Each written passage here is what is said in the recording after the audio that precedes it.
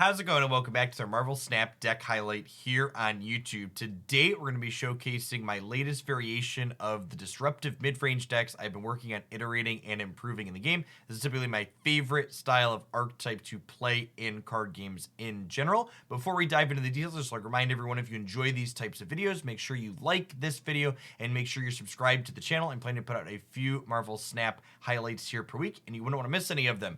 So in my last iteration of disruptive midrange, I had added Magneto to the deck, and I really still like this as the 6-drop top end. The on reveal effect can be disruptive to your opponent's board, and the stat line for 6 mana is just really, really powerful. That being said, one issue I found I was having with the previous iterations of this disruptive archetype that I was working on is there were just so many good 3, 4, and 5 mana disruptive cards in the game currently that I couldn't fit all of the ones that I wanted into my deck, while also having enough cheap cards on my curve to basically make sure that I was playing out things meaningfully on the first or second turn.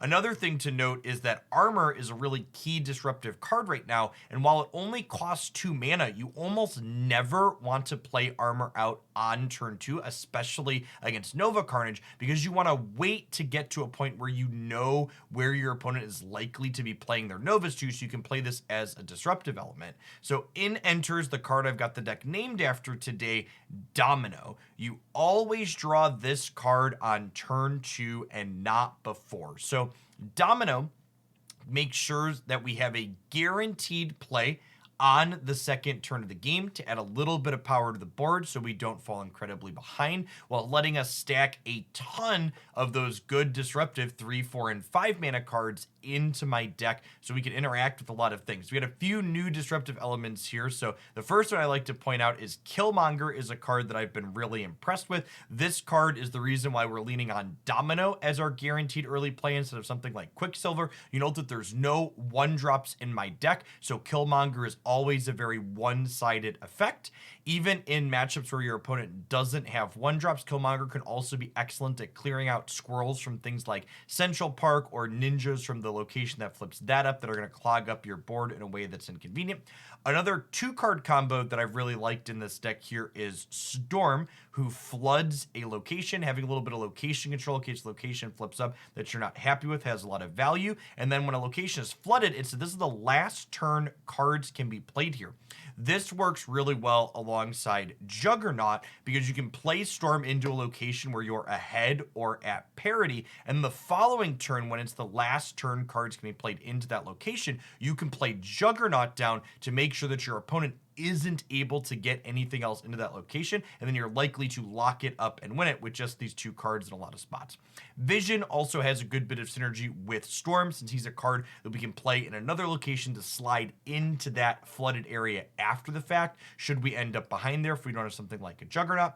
Our other disruptive elements are things like Shang-Chi for playing against the Jubilee decks that put a lot of large units into play. We have Enchantress for things like Iron Man and Devil Dinos on the opposing side of the board. We have Wave, who can ramp us into our 5 and 6 mana cards early, or you can play it on 5 before your opponent's able to spew all their Nova Carnages out. And then we have Leech here, who's a card that's really powerful into decks that are looking to combo. Wiping all of the abilities off of the cards in your opponent's hand has so many potential implications. This is a card that, again, is very good into that Nova Carnage meta deck. At any rate, I hope you enjoy the highlights that I have for you here today. I think the 3 games that I picked out do a good job of showcasing the different disruptive elements that this deck has to offer in different situations where they're really clutch. Enjoy, and I'll be back soon with some more Marvel Snap here on YouTube.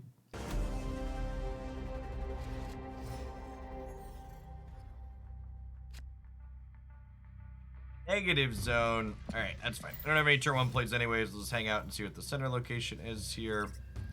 Central Park. All right, so we're both down in the negative zone here. I'm gonna go ahead and Domino into mid. Collector on the right. This card is very powerful. Collector is usually indicative of Nova Carnage. Now, something that's kind of cute about playing against the Collector is that Maximus is kind of a counter in a way, because it will fill our opponent's hand before something like Moon Girl can copy it. So like if they play Moon Girl this turn, Maximus will fill their hand up to 6, and then Moon Girl will only generate 1, meaning the Collector is a little bit less powerful. I'm going to go ahead and Maximus into the negative zone, because we could potentially storm the negative zone off down the line here. So we drew 2 into their hand. There's the armor. So they're up to 6 cards here, but they didn't quite Moon Girl, so that didn't play out exactly how we wanted it to.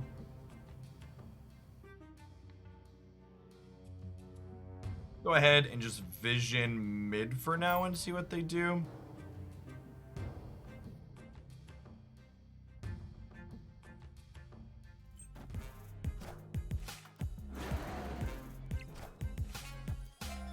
Alright, there's Devil Dino, so really hoping for an Enchantress. We cannot Shang-Chi this Dino because armor is here, unfortunately.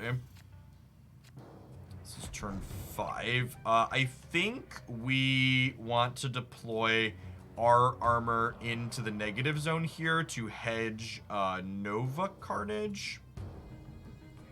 Is likely the case. Oh, we could also Magneto this turn, which pulls Devil Dino over, potentially, which means we could Shang-Chi it next turn. I'm going to slide Vision to the left as well, so hopefully we'll be winning Negative Zone and Elysium going into the next turn, so that way we'll have priority to armor the Negative Zone before they can Nova Carnage their next turn. Actually, maybe we want to do this right, because we're up 4 here, right? We're going to be up, I guess, a similar amount here. Let's vision left. I think that makes us most likely. The person who flips up first, this is unfortunately the Nova Carnage turn this turn. Deathlock Nova, same difference. Okay. So Nova adds a casual infinite power to the board. They actually sequenced this in the wrong order, and this should be 2 larger if they had gone Deathlock into... If they had gone Winter Soldier thing into the other one. Do we have a shot to win this? They're only at 7 over here. I can Enchantress mid to turn the Devil Dino off, which means they only have 7-12 here. So this actually wins center. I'm down 9 over here, though. And Shang-Chi won't be big enough to break any of these.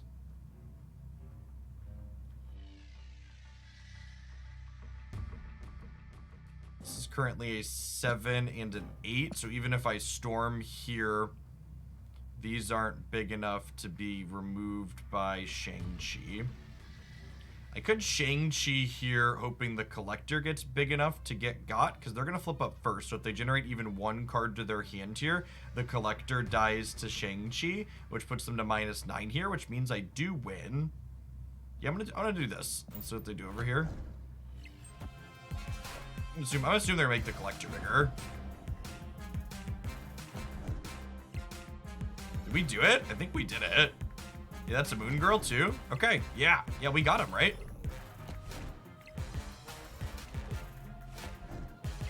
Because Enchantress turns off the Devil Dino, and then Shang-Chi hacks the Collector down. Sick.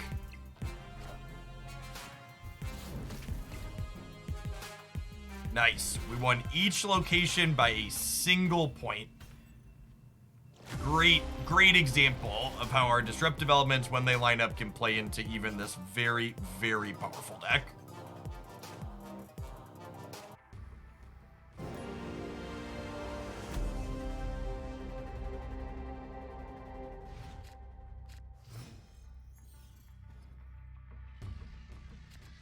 Right, no turn 1 plays in this deck, so easy pass to start. Don't really want to play into Danger Room if we can avoid it. Armor could give us the option to do that later. Domino into Murray Isle, since she gets bigger every turn now. Sounds great. So it's likely going to be a wave into Vision. Opponent snapped us here on 2, sure. The early aggressive snaps like this almost assuredly mean a real human. Just an armor. Okay. Them playing armor doesn't necessarily mean they're not playing Nova Carnage. You'll frequently see the Nova deck play armor simply for the fact that they're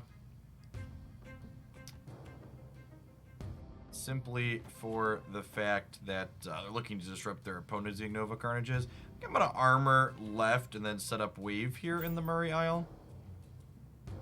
This could end up being a game where, depending on what they do with the Elysium flipping up, if they deploy a bunch of ones here into the center this turn, this could be a game where we use Enchantress to turn off their armor and then Killmonger to destroy them.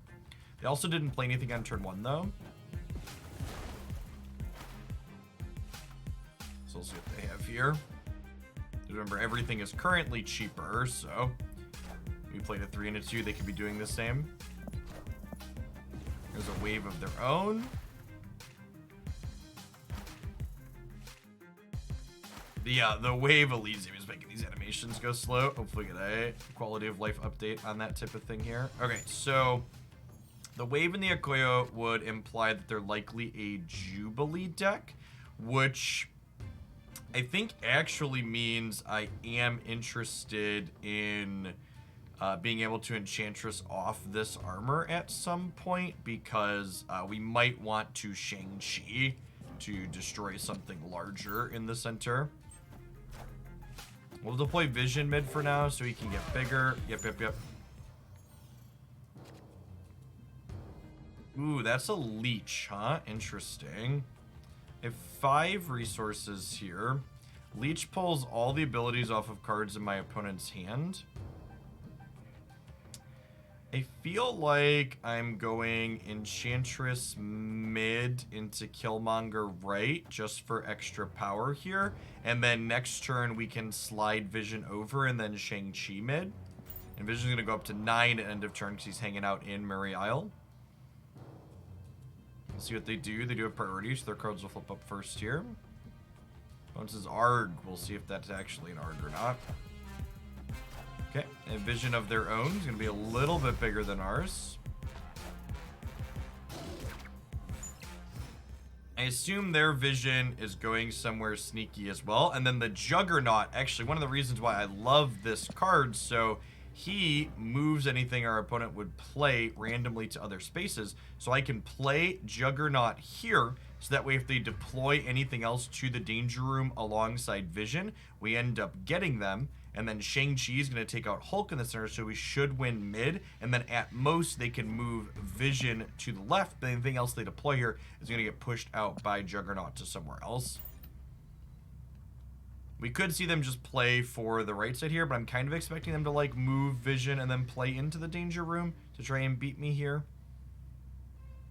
Since they're up 1 and they might not be convinced. They could, like, my Vision, they could be predicting my Vision goes here as well, though. But I want to go left with him since we have the Juggernaut to kind of guarantee this win. This will be 18 here, and they can, yep, do that. Okay, there's Chavez. Okay, wow. So we didn't even need the Juggernaut as an extra. The Shang-Chi after the Enchantress is going to be enough here. Collect ourselves 4 cubes for our trouble. I could have potentially snapped there, but I think our opponent was far enough behind that they probably don't call 8 cubes there. So I think we just collect our 4 and be happy about it.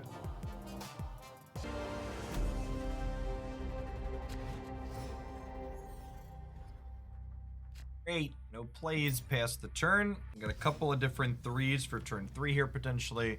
We got our Domino lined up here already, and actually this could just be a turn 2 Storm off the Superflow here, huh? Superflow is pretty good into our deck. Our deck's got a lot of pretty big, expensive cards in it. So yeah, I think I like this. I'm gonna lead Storm here. Interesting, and they played Bucky Barnes on 1, so this is gonna kind of put the onus on them to destroy this turn, or they end up behind here. Nothing can be played out into the miniaturized lab this turn either. So I'm actually just going to go ahead and play Domino here on the left, because I want the extra mana from this next turn so I can leech on 4, I think. We'll see what they do. There's a chance they could get bigger than we can into the flooding here, but vision down the line can get us in there, which would be great. All right, yeah, and there's Deathlock. So they have a total of 11 power here on the left, but vision's going to go ahead and slide right in there. 12 technically now, but Killmonger's going to go ahead and clean those out for us down the line, I think. So playing Leech this turn means that we won't be able to have an extra mana next turn, but I think that's also fine. So Leech is going to suck all of the powers off of the 3 cards they had in hand there. We'll go ahead and vision here. And then we'll have to decide what we're doing on the last turn. Because we can either Killmonger plus Wave on 6 to clean out their 1s, or we could Magneto. They Moon Girls.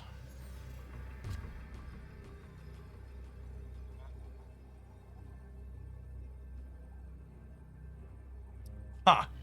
So Juggernaut's kind of interesting. So I can Killmonger plus Juggernaut here. This is going to go up to 12, and then Killmonger's going to knock them down to 11. And then...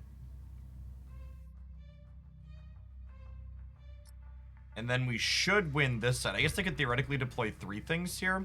We could also get Nova Carnaged this turn, I suppose.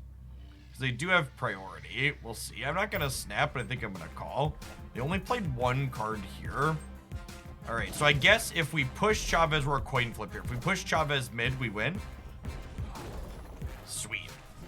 So, a little bit of variance at the end there, but our disruption ultimately pulling through for us. Although I suppose, thinking about it, I said Nova Carnage should be bad for us. But we did actually leech on 4, so they would have had to draw the Nova and the Carnage in a very specific window, right?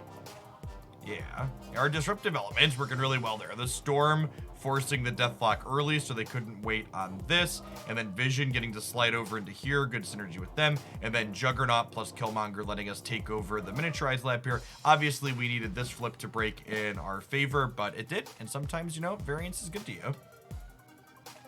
Hey, thanks for making it all the way to the end of the video. Remember, if you enjoyed this and you want to see more deck breakdowns here on YouTube, tap that like button. Make sure you subscribe to the channel so you don't miss anything. I'll see you back again here real soon, hopefully.